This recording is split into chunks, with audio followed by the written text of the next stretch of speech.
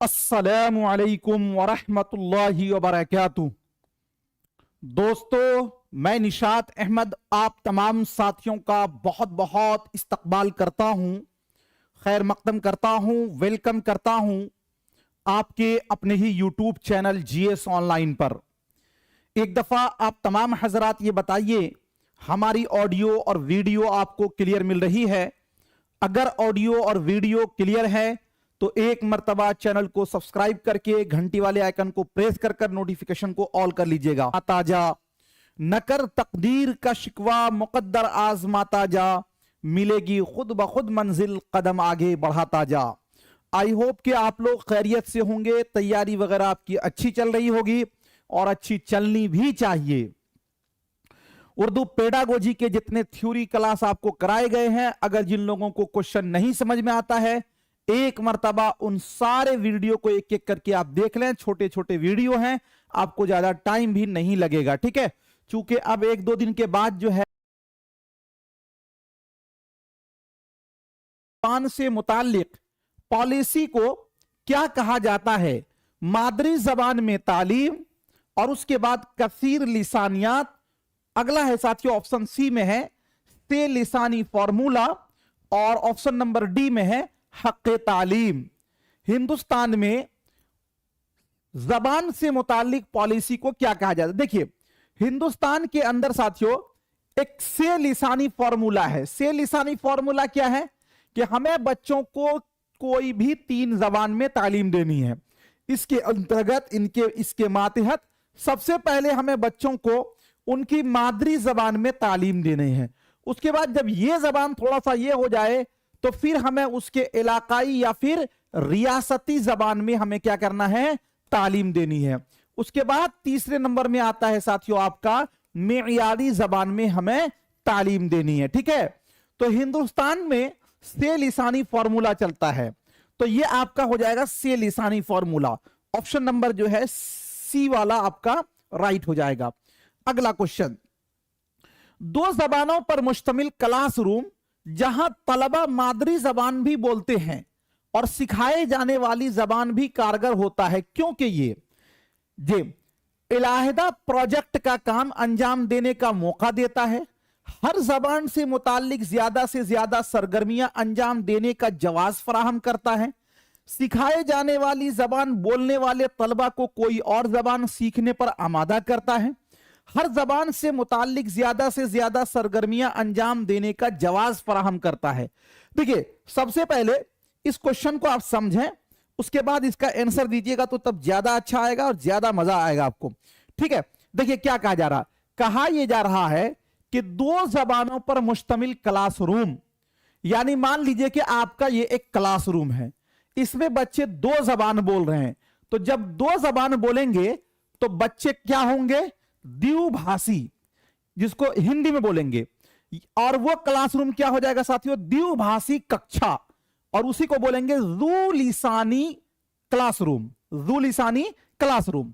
अच्छा, 2 जबान पर मुश्तमिल क्लासरूम जहां तलबा मादरी जबान भी बोलते हैं और सिखाए जाने वाली जबान भी कारगर होता है, क्योंकि ये, अब मान लीजिए कि बच्चे को साथियों हम उनकी मादरी जबान में पढ़ाएंगे और हम उर्दू के टीचर हैं, हम उर्दू भी बोल रहे हैं, तो कुछ बच्चे उर्दू भी बोलते हैं, कुछ बच्चे अपनी मादरी जबान भी बोलते हैं, लेकिन जो जबान सिखाई जाती है वो भी कारगर होता है। क्यों ये कारगर होता है, तो इलाहिदा प्रोजेक्ट का काम अंजाम देने का मौका देता है। तो इलाहिदा की तो बात यहां पर नहीं है, इसलिए कट जाएगा। उसके बाद आगे देखिए, हर जबान से मुताल्लिक ज्यादा से ज्यादा सरगर्मियां अंजाम देने का जवाज फराहम करता है।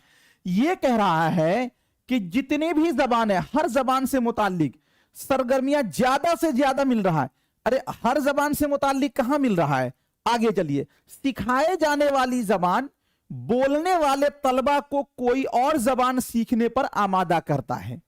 अब इसमें देखिए क्या है कि 2 जबान पर मुश्तमिल क्लासरूम जहां तलबा मादरी जबान भी बोलते हैं और सिखाए जाने वाली जबान भी, अगर दोनों जबान बोली जाएगी तो उससे बच्चा क्या होगा कि एक दूसरे जबान से कनेक्ट होगा।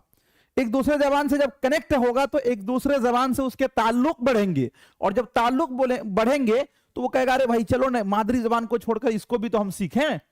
तो एक जबान दूसरे जबान पर क्या करती है, आमादा करती है, यानी कि उसको सीखने के लिए। इसीलिए ये आपका जो है ऑप्शन नंबर जो है सी वाला आपका क्या हो जाएगा, राइट हो जाएगा। अगला क्वेश्चन देखते हैं 3 नंबर में। इब्तदाई मराहल में बच्चा पे और से में फर्क नहीं कर पाता, इसकी मदद का बेहतरीन तरीका क्या है?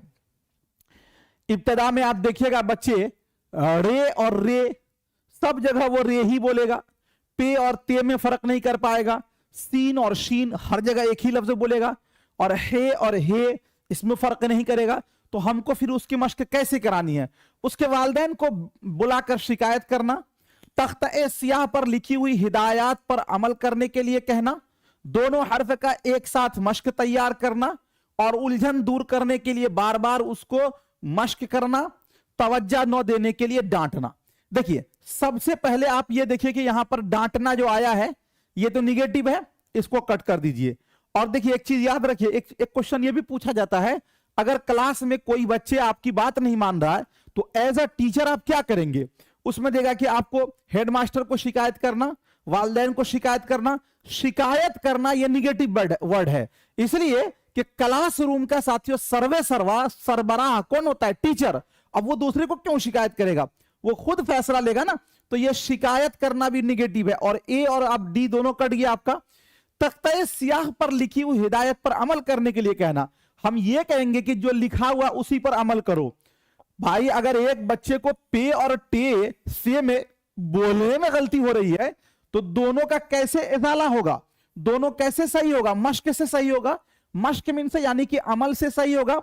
तो दोनों हरफों का एक साथ मश्क तैयार करना और उलझन दूर करने के लिए बार बार इसकी मश्क करना, यानी कि चूंकि थोड़ी सी तो उलझन होगी, झंझट सी होगी, लेकिन उसके लिए हम मश्क कराएंगे बार बार उसको दोनों पर, ठीक है? तब ये दोनों में वो फर्क समझ पाएगा। तो ऑप्शन नंबर सी वाला आपका क्या हो जाएगा, राइट हो जाएगा।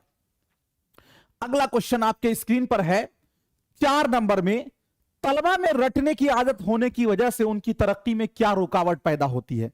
आपने पढ़ा होगा एनसीएफ 2005 ये कहता है, नेशनल कैरिकुलम फ्रेमवर्क है कि हमें बच्चे को जो है ना जी रटने पर, रटंतु प्रणाली से दूर रखना है।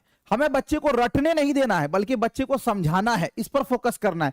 हमें इस्तिखराजी तरीका से नहीं बल्कि इस्तिकराई तरीके से पढ़ाना है, बच्चे को समझने पर फोकस करना। अच्छा अगर कोई बच्चा रटेगा तो उस पर क्या होगा, असरात होंगे। मैंने इसको निगेटिव और पॉजिटिव में आपको समझाया था। तो साथियों ध्यान दीजिएगा, तलबा में रटने की आदत होने की वजह से उनकी तरक्की में क्या रुकावट पैदा होती है? उनके जहन की नशोनुमा नहीं हो पाती, यानी जहन जो है बढ़ नहीं पाता। तलबा की खुद एतमादी खत्म हो जाती है, वो जमात की तदरीसी मशागिल से कट जाते हैं, वो पढ़ाई पर मुकम्मल तौर पर जहन नहीं लगाते। बताइए क्या होगा? इसका निगेटिव और पॉजिटिव हमने आपको बताया था, उसमें भी आपको बताया था। आपको तो यहां लगेगा तीनों का तीनों। देखिए सबसे एक चीज बात ही बताइए कि जहन जो है बढ़ नहीं पाता, तलबा की खुद एतमादी खत्म हो जाती है, वो जमात की तदरीसी मशागिल से कट जाते हैं, वो पढ़ाई पर मुकम्मल तौर पर जहन नहीं लगाते। बताइए क्या होगा? इसका निगेटिव और पॉजिटिव हमने आपको बताया था, उसमें भी आपको बताया था। आपको तो यहां लगेगा तीनों का तीनों। देखिए सबसे एक चीज बात ही बताइए कि एक चीज आपको कभी ऐसा होगा, कितने सारे ऐसे लोग होंगे कि कोई फैसला वो खुद से कभी नहीं ले पाते हैं, हर इसमें किसी से कुछ पूछ लो, किसी से कुछ पूछ लो। लेकिन कुछ लोग होते हैं ऑन द स्पॉट, यानी जो वो बोलेंगे वही करेंगे, यानी वो खुद फैसला लेने वाले हो जाते हैं। क्यों होते हैं भाई? इसलिए उन्होंने खुद से ये चीज सीखा है। अब ये रटने का मतलब ये होता है कि किसी दूसरे पर तकिया लगाना। रटने से क्या नुकसान होगा कि रटने से नुकसान ये होगा कि आप उस्ताद पर तकिया लगाएंगे, उस्ताद जो चीज बताएंगे वही आपको सही लगेगा। रटने से साथियों एक नुकसान आपका ये होगा कि आप लुगत के सहारे जिएंगे। रटने के आप नुकसान ये होगा कि जब आप भूलिएगा तो फिर आपको चीजें जो है फिर रटने पर ही होगा, समझने पर आपका बिल्कुल दिमाग बढ़ेगा ही नहीं। क्योंकि जब हमने रटने पर आदत डाल दिया तो वहां पर हमारा दिमागी नशोनुमा जो है वो बढ़ेगा ही नहीं, दिमागी में जो सोचने का जो क्षमता है वो बढ़ेगा ही नहीं, इसलिए कि हमने उसको रटने का आदी बना दिया है, रटने का आदी बना दिया। अब इसको ऐसे समझिए, जैसे साथियों इससे पहले लोग टीवी के आदी थे, लेकिन उसके बाद जियो फोन आया। अब जियो फोन ने पूरे भारत में क्या कर दिया, फ्री कर दिया। लोग लाइन में लग के फ्री में लिए। 8-10 महीना 1 साल तक फ्री में डेटा दिया ना, सारे लोग उसके आदी हो गए चलाने के। उसके बाद जियो ने अपना चार्ज रख दिया। अब बताइए कि चूंकि पहले ही अगर जियो लॉन्च करता और फ्री नहीं चार्ज करके देता, मतलब पैसे लगता, तो लोग रिचार्ज नहीं कराते। चूंकि अब उनका दिमाग जो है ना वो उसका आदी हो गया कि उसके बगैर नहीं रह सकता। आज हालत ये है कि अगर आपका रिचार्ज खत्म होता है तो 1 हफ्ता पहले ही से आप क्या कर लेते हैं, व्यवस्था कर लेते हैं, और जिस दिन रिचार्ज खत्म हुआ 1 दिन पहले ही आप रिचार्ज कर लेते हैं, उसी दिन कर लेते हैं। करते हैं कि नहीं करते हैं? यानी ये दिमाग का जो ये आदत सी बन गई। तो जो बच्चा रटेगा उसका क्या होगा कि जहन के नशोनुमा नहीं होती, यानी दिमाग का साथियों बढ़ता नहीं है, तो उनके जहन की नशोनुमा नहीं होती। तो तलबा में रटने की आदत होने की वजह से उनकी तरक्की में क्या रुकावट पैदा होती है? तो जहन की नशोनुमा नहीं हो पाती, यानी जो जहन में सोचने का क्षमता था वो उसका बढ़ नहीं पाता। इसीलिए ऑप्शन नंबर इसका ए वाला क्या हो जाएगा, राइट हो जाएगा, जे। ठीक है, आंसर को समझिए भाई तब दीजिए। चलिए, से लिसानी फॉर्मूला में पहली जबान क्या होती है? अभी मैंने आपको जस्ट ऊपर पढ़ाया कि हिंदुस्तान में तालीमी पॉलिसी को किस नाम से जाना जाता है, तो से लिसानी फॉर्मूला के नाम से जाना जाता है। लेकिन इसके अंदर पहली जबान कौन सी होगी, दूसरी जबान कौन सी होगी, तीसरी जबान कौन सी होगी? तो पहली जबान जो इसमें होती है भाई वो होती है मादरी जबान। कौन सी जबान होती है? मादरी जबान। तो से लिसानी फॉर्मूला में पहली जबान कौन सी जबान होती है? मादरी जबान या फिर इलाकाई जबान। ऑप्शन नंबर ए वाला आपका क्या हो जाएगा, राइट हो जाएगा। अगला क्वेश्चन, नसीम तीसरी जमात का तालिबे इल्म है, वो उमूमन बातचीत में तो ठीक है लेकिन पढ़ते वक्त बार बार अटकता है, वो मुमकिना तौर पर मुतासिर है डिस्फेजिया से, डिसकैलकुलिया से, डिसलेक्सिया से, डिसग्राफिया से। अब देखिए यहां पर आप समझिए कि एक नसीम नाम का लड़का है, वो बातचीत तो ठीक ठाक करता है लेकिन पढ़ने में उसको दिक्कत है, अटक रहा है। तो किस चीज में उसको दिक्कत है भाई? तो हम लोग कहेंगे कि पढ़ने में उसको दिक्कत है। हमने आपको इससे पहले एक थ्योरी में पढ़ाया था कि अगर पढ़ने में दिक्कत हो तो उसको क्या बोलते हैं। अगर मैंने आपको बताया था कि अगर लिखने में दिक्कत हो तो उसको क्या बोला जाता है। हमने बताया था कि अगर आपको इल्म रियाजी यानी कि मैथ यानी कि गणित में दिक्कत हो तो उसको क्या बोलते हैं। तो ये वाला तो आपको याद होगा कि कैलकुलेटर से कैलकुलिया बनता है, तो साथियों इसको हम लोग बोलते हैं डिसकैलकुलिया। यानी अगर इल्म रियाजी मैथ में आपको दिक्कत है तो उसको बोलते हैं डिसकैलकुलिया। अच्छा, ग्राफ हम लोग कैसे बनाते हैं? लिखकर बनाते हैं। अगर साथियों लिखने में दिक्कत हो तो इसको बोलते हैं डिसग्राफिया। क्या बोलते हैं? डिसग्राफिया। अच्छा, इसके अलावा जो आपका बच जाएगा वो साथियों होगा पढ़ने। तो पढ़ने में दिक्कत को बोलते हैं डिसलेक्सिया। क्या बोलते हैं? डिसलेक्सिया। क्या बोलते हैं? डिसलेक्सिया। डिसलेक्सिया, ठीक है। तो उसको क्या हो रहा है? पढ़ने में दिक्कत हो रहा है। कहां है? पढ़ते वक्त बार बार अटकता है, तो उसको बोलेंगे साथियों डिसलेक्सिया। बस समझ गए। कैलकुलिया कैलकुलेटर से, यानी अगर इल्मे रियाजी यानी गणित में दिक्कत हो डिसकैलकुलिया, और ग्राफ साथियों हम लिखकर बनाते हैं, लिखने में दिक्कत हो डिसग्राफिया, और अगर आपका पढ़ने में दिक्कत हो तो डिसलेक्सिया। ऑप्शन नंबर सी वाला, इसलिए कि यहां पर वो पढ़ने में उसको दिक्कत हो रही है। अगला क्वेश्चन, उस्ताद दूसरी जमात के तलबा को इशारों और चेहरे पर उतार चढ़ाव के साथ एक कहानी सुनाता है और तलबा से उस कहानी को अपनी मादरी जबान में दोबारा बयान करने के लिए कहता है। इस तरह वो जांच करता है किस चीज को? सुनने की महारत को, पढ़ने की महारत को, लिखने की महारत को, सोचने की महारत को। एक चीज जान लीजिए, एक होता है साथियों टीपीआर। क्या होता है? टीपीआर। टीपीआर का मतलब होता है टोटल फिजिकल रिस्पॉन्स। उर्दू में भी यही लिखाता है, उर्दू में इसी तरह लिखाता है, total physical response. Total physical response. अब समझिएगा इसका मतलब क्या होता है कि जब हम किसी चीज को साथियों पढ़ाएं, जैसे अभी देखिए हम हाथ को बता रहे हैं, आंख से थोड़ा सा भौं चढ़ा रहे हैं, ये जो है ना यानी पूरा एक्टिविटीज करके आप जब किसी चीज को अगले को समझाते हैं तो उनको चीजें अच्छे से समझ में आती है। यही होता है टोटल फिजिकल रिस्पॉन्स। तो एक उस्ताद ने दूसरी जमात के तलबा को इशारों और चेहरों पर उतार चढ़ाव के साथ एक कहानी सुनाया। मतलब मान लीजिए जहां बड़ा आया तो वहां ऐसे हाथ किया, जहां छोटा आया तो वहां ऐसे किया, यानी हंसमुख करके, यानी पूरे टीपीआर करके उन्होंने सुनाया। अब बच्चे से कहा, फिर क्या कहा कि इस कहानी को अपनी मादरी जबान में दोबारा बयान करने के लिए कहता है। बच्चे से कहा कि अच्छा चलो, तुमने जो कहानी को सुन लिया है ना, अब इसको तुम अपनी जबान में, मादरी जबान में बयान कर दो। अब एक बात बताइए, उस्ताद ने कहानी को क्या किया? सुनाया। अच्छा, फिर बच्चे को दोबारा क्या करने के लिए कह रहा है? बयान करने के लिए। तो ये जो बयान दोबारा करेगा वो कैसे करेगा? तो इसमें वो किस तरह की जांच करता है? पढ़ने की जांच। तो यहां पर तो उस सूरत में होता कि किताब पढ़ने कहा जाता तब ना। अच्छा, सोचने की जांच वो उस सूरत में होता कि एक सवाल उससे किया जाता, कोई दूसरा उससे रिलेटेड सवाल पूछ लिया जाता, वो तो नहीं किया जा रहा है, तो सोचना भी नहीं होगा। लिखने का कहा जाता है कि उस सूरत में कि तुम लिखो, वो भी नहीं कहा जा रहा है। बच्चा किसी भी कहानी को कब बयान करेगा? जब वो सुनेगा सही से तब ना। तो चूंकि उनको कहा गया कि अपने मादरी जबान में बयान करिए, तो वो वहां पर सुनने की महारत को जांच कर रहा है, सुनने की कैपेसिटी को, सुनने की स्किल को, है ना। तो सुनने की कौशल को साथियों जांच कर रहा है। ऑप्शन नंबर ए वाला आपका क्या हो जाएगा? राइट हो जाएगा। अगला क्वेश्चन देखते हैं। क्लासरूम में किसी मतन, ग्राफिक्स, एनिमेशन और आवाज में बाहमी रब्त पैदा करने के अमल से मुराद है मल्टीमीडिया, तदरीस में वजाहत देने वाली शक्ल पेशकश, खुद तालीमी से मुतालिक मतन की वजाहती पेशकश। सबसे पहले यहां पर एक चीज आप समझिए, क्लास में किसी मतन, मतन का मतलब होता है पैराग्राफ यानी लाइन, ग्राफिक्स और एनिमेशन, ये दोनों चीज क्या है आप समझ लीजिए। अभी जैसे हम मान लीजिए कि आपको एक मैप समझाएं इंडिया का, और उस मैप को हमने अपने डिजिटल बोर्ड पर खूब अच्छे से आपको दिखा दिया, वही होता है एनिमेशन।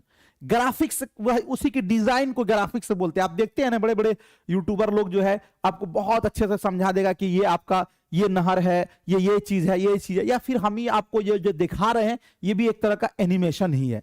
तो अब देखिए, क्लासरूम में किसी पैराग्राफ का ग्राफिक्स, एनिमेशन और फिर उसमें वो आवाज भी दे दिएगा, ये तीनों चीज जब लग जाता है तो इसी का नाम पड़ता है मल्टीमीडिया। कीपैड मोबाइल देखे हैं, उसको मल्टीमीडिया सेट नहीं बोलते हैं, मल्टीमीडिया सेट इसको बोलते हैं, यानी जिसके अंदर सभी चीजें हो, आवाज भी हो, आप उसके अंदर नेट वीडियो भी देखते हैं, सब चीज देखते हैं, वो होता है मल्टीमीडिया। अब किसी भी पैराग्राफ को आप साथियों, उसके अंदर मतन है, उसके अंदर ग्राफिक्स भी है, एनिमेशन है और फिर उसमें आवाज है, मल्टीमीडिया यही होगा आपका। तो ये मल्टीमीडिया होगा, ऑप्शन नंबर ए वाला इसका राइट हो जाएगा। ठीक है, चलिए अगला क्वेश्चन है। एक उस्तानी जी पहली जमात के तलबा से चिड़ियाघर की सैर नाम की, पहली जमात की तलबा से चिड़ियाघर की सैर, एक मतलब एक हेडलाइन है। एक उस्तानी जी पहली जमात की तलबा से चिड़ियाघर की सैर नाम की तस्वीरी किताब पर गुफ्तगू करती है। यानी एक किताब है जिसमें लिखा हुआ है चिड़ियाघर, और उसमें चिड़ियाघर का अलग अलग जो है ना दिखा रहा है कि जू है, ये गेट है, देखते हैं ना लिखा रहता है उसमें, यहां पर मगरमच्छ है, यहां पर जो है हाथी है, यहां पर जो है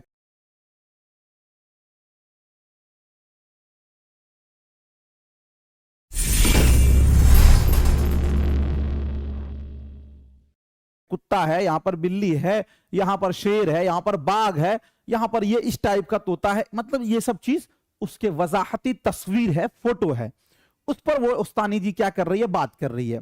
एक उस्तानी जी पहली जमात के तलबा से चिड़ियाघर की सैर नाम की तस्वीरी किताब पर गुफ्तगू करती है, और वो अपनी बात का आगाज ये सवाल पूछकर करती है कि क्या आप लोगों ने चिड़ियाघर देखा।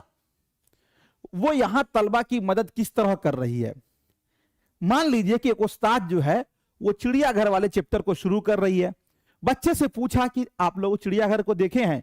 एक बात बताइए, कोई चैप्टर आप पढ़ने जाते हैं और उसमें से अगर आपको उस्ताद पूछता है कि आप इसके बारे में जानते हैं, तो 4-5 बच्चे तो ऐसे होते ही कि जो बोलते हैं जानते हैं। अब उन 4-5 बच्चे को ऐसा लगेगा अच्छा जो चीज हम जानते हैं इसी को पढ़ाया जा रहा है, चलो ध्यान से सुनो, ध्यान से सुनो। और जो बच्चा नहीं जानता वो उसके अंदर उत्सुकता जगती है कि अच्छा हमको भी जाना चाहिए, दिखना चाहिए। क्लास में साथियों एक चीज ये कहा गया कि जब किसी चीज को आप पढ़ाइए तो पिछले मालूमात यानी कि पूर्व ज्ञान यानी कि साबका मालूमात से उसको जोड़ दीजिए। आपने देखा होगा नेताजी सम का भाषण, वो जहां जाते हैं वहां के इलाका के बारे में वो जान लेते हैं कि यहां पर कौन से लोग रहते हैं, यहां पर किस मजहब के लोग हैं, यहां पर कौन सी जबान है, और फिर वो उससे अपना रिश्ता जोड़ लेते हैं। क्यों जोड़ते हैं? उससे उनका जज्बाती रिश्ता जुड़ जाता है जल्दी, है ना। तो जब किसी बच्चे से यह सवाल पूछा गया कि आप लोग चिड़ियाघर जानते हो, और चिड़ियाघर की सैर नाम थी, उससे यह हुआ, तो यह साथियों ये हुआ कि उससे साबका सवालात पूछा गया, उससे साबका मालूमात को जोड़ा गया, यानी पूर्व ज्ञान को जोड़ा गया। किताब की तस्वीरों का जायजा लेने के लिए तलबा को मौका फराहम करना। तस्वीरों का जायजा नहीं लिया जा रहा, यह आपका कट जाएगा। मतन से ताल्लुक बनाने के लिए साबका मालूमात का इस्तेमाल, जी ये आपका क्या हो जाएगा? ऑप्शन नंबर जो है बी वाला बिल्कुल राइट हो जाएगा, कि यहां पर जो हमने कहा कि चिड़ियाघर के बारे में आप लोग जानते हैं, तो यह साबका मालूमात का हम इस्तेमाल कर रहे हैं। क्यों कर रहे हैं? ताकि इससे आपका ताल्लुक बन जाएगा। ऑप्शन नंबर जो है बी वाला आपका राइट हो जाएगा। ठीक है, चलिए अगला क्वेश्चन देखते हैं। 10 नंबर में है, दरसी किताबों के सवालात बाज औकात कमतर सतह के या हकायक पर मबनी होते हैं, इस सूरत में उस्ताद क्या करना चाहिए? दरसी किताब का इस्तेमाल कम से कम करे, पढ़ने के लिए ज्यादा से ज्यादा अदबी तहरीरें तजवीज करे, तख्लीकी अंदाज से सोचने और मसाइल हल करने वाली सरगर्मियों का मौका फराहम कर सकता है, इस तरह हासिल मालूमात की बुनियाद पर सबक तैयार कर सकता है। देखिए इसमें इस सवाल में यह कहा जा रहा है कि जो दरसी किताब होती है आपकी, यानी जो क्लास की किताब होती है, उसके बाज औकात कभी कभी बहुत कमतर सतह के या हकायक पर मबनी सवालात होते हैं। आपने देखा होगा कि एनसीईआरटी एससीईआरटी के बुक में आपने देखा होगा कि एक बहुत लंबा चौड़ा चैप्टर खत्म होता है, उसमें से 3 गो या 4 गो ऑब्जेक्टिव सवाल रहता है, या कभी कभी आपने देखा होगा कि उससे भी कम रहता है। अब मान लीजिए कि 3-4 ऑब्जेक्टिव में पूरा चैप्टर समाप्त तो नहीं हो सकता है। अब उसको साथियों क्या किया जाए, चूंकि यहां पर तो ज्यादा होना चाहिए, लेकिन एक मेथड यह भी है कि किताबों के अंदर बहुत डिटेल में भी नहीं होनी चाहिए और बहुत शॉर्ट में भी दरमियानी अपनाया गया है। यही चीज यहां पे कहा जा रहा है कि दरसी किताब के सवालों में बाज औकात कमतर सतह के या हकायक पर मबनी होते हैं। क्या होते हैं भाई? सवाल होते हैं, बहुत कम होते हैं। तो इस सूरत में उस्ताद को क्या करना चाहिए? दरसी किताब का इस्तेमाल कम से कम, देखिए दरसी किताब का इस्तेमाल कम से कम नहीं करना है, इसलिए कि दरसी किताब को जो बनाया गया है वो तलबा के मिजाज, उसकी उम्र, उसके ज़हन के मद्देनजर बनाया गया, इसलिए इसका इस्तेमाल ज्यादा से ज्यादा करना ये आपका गलत हो जाएगा। पढ़ने के लिए ज्यादा से ज्यादा अदबी तहरीरें तजवीज करे, किसी एक पार्ट को ज्यादा नहीं पढ़ाना, वरना उसमें बच्चा उफ जाएगा। कहा यह गया कि सबको लेकर हमें चलना है, ये वाला भी हमारा गलत हो जाएगा। तख्लीकी अंदाज से सोचने और मसाइल हल करने वाली सरगर्मियों का मौका फराहम कर सकता है। यानी अगर कमतर सतह के या हकायक पर मबनी सवाल है, तो इस सूरत में तख्लीकी अंदाज से सोचने, तख्लीकी अंदाज से सोचने की क्रिएटिविटी का मतलब होता है रचनात्मक सोच, यानी कि इससे और क्या क्या सवाल बन सकते हैं, और मसाइल पर हल करने वाली सरगर्मियों का बच्चों को मौका फराहम करे कि कुछ नए सवाल आप लोग लाइए। तो ये वाला जो है ना पॉजिटिव आंसर है, इसीलिए ऑप्शन नंबर सी वाला आपका क्या हो जाएगा? राइट हो जाएगा। ठीक है,